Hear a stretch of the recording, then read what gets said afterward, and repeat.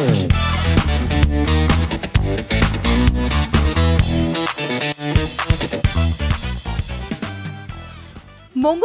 ২৮শে October শহরের সেরা পুজোগুলিকে সম্মানিত করতে মহানগরের বুকে আয়োজন করা হয়েছিল GSOE গালা অ্যাওয়ার্ডস নাইট ২০২৫, যে অনুষ্ঠানের অ্যাসোসিয়েট স্পন্সর হিসেবে যুক্ত ছিল এই সময়।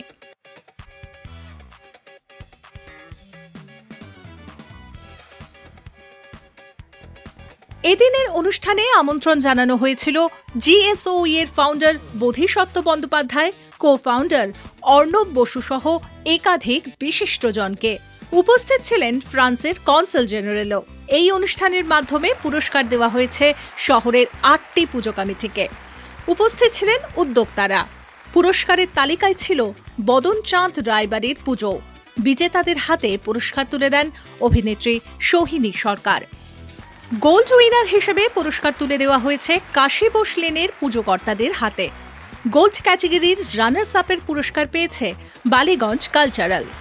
সিলভার ক্যাটেগরির উইনারের পুরস্কার তুলে দেওয়া হল প্রতাপাদিত্য রোড ত্রিকোণ পার্কের পুজো উদ্যোক্তাদের হাতে।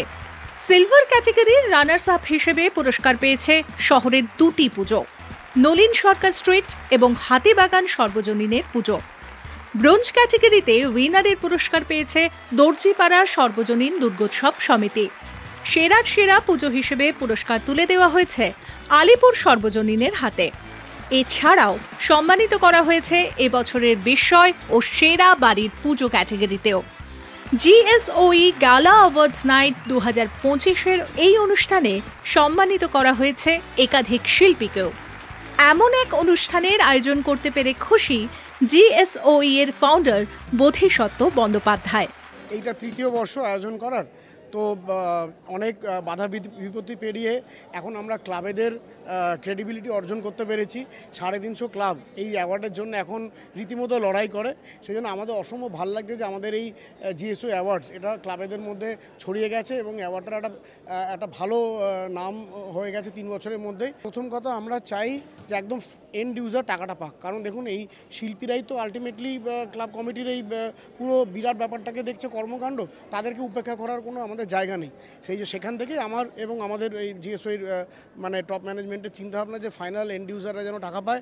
ঢাকিরা, যারা ঢাক বাজায়, যারা লাইট করে, যারা প্যান্ডেল বানায়, যারা ঠাকুর করে, তারা যেন অ্যাটলিস্ট এই টাকার একটা ভাগ পায়। যে আগামী বছর আমরা সেরা 16টি পুজোকে অ্যাওয়ার্ড দেবো এবং যদি আরও বড় করে করা যায়, আমরা গত বছর করেছিলাম 4টে মফস্বলের পুজোকে আমরা অ্যাওয়ার্ড দিয়েছিলাম। এবারে এই বৃষ্টির জন্য আমরা সেটা করতে পারিনি, কারণ আমরা আশা করছি সামনের বছর 4টে কেন আর 8টা মফস্বলকে হয়তো আমরা টেনে নেবো GSOE বিস্তৃতির মধ্যে। এই অ্যাওয়ার্ড অনুষ্ঠান আয়োজনের নিরিখে রয়েছে বিশেষ উদ্দেশ্য। কি বলছেন GSOE এর কো-ফাউন্ডার অর্ণব বসু? আসলে আমরা অ্যাওয়ার্ড দিই, কিন্তু আমরা হয়তো সেটা আবেগতাড়িতভাবে করছি। কোথাও আরও বড় একটা পরিসর রয়েছে, সেই পরিসরটাকে আমরা হয়তো ছুঁয়ে দেখার চেষ্টা করছি না। এই যে ধরুন হংকং, সিঙ্গাপুর, USA, UK, এমনকি প্রত্যন্ত নাইজেরিয়া, আমাদের একটা প্ল্যাটফর্ম আমরা সেই কারণে তৈরি করেছি গ্লোবাল কানেক্ট প্ল্যাটফর্মের সাথে, যে 60টিরও বেশি দেশে যেখানে যেখানে বিচ্ছিন্নভাবে দুর্গাপুজোগুলো হচ্ছিল, সেই দুর্গাপুজোগুলোকে কিন্তু কোথাও একটা একত্রিত করারও জায়গা ছিল। সেই জায়গাটা কিন্তু কোনো অ্যাওয়ার্ডের মাধ্যমে করা হয়নি বা তাদের স্বীকৃতি দেওয়া হয়নি, কারণ তারাই কিন্তু প্রকৃত অর্থে আমাদের ব্র্যান্ড অ্যাম্বাসাডার। এবং সেইখানে যখন সেই ডায়াসপোরার মানুষও দেখছেন এবং ওখানকার বিদেশি মানুষরা দেখছেন, তারাও কিন্তু জানতে চাইছেন অথেন্টিক জায়গাটায় কি হয়, তাহলে তাদের মধ্যে দিয়ে কিন্তু আবার আমাদের এখানকার গ্লোবাল ট্যুরিজমটা আরেকটু বেড়ে উঠছে।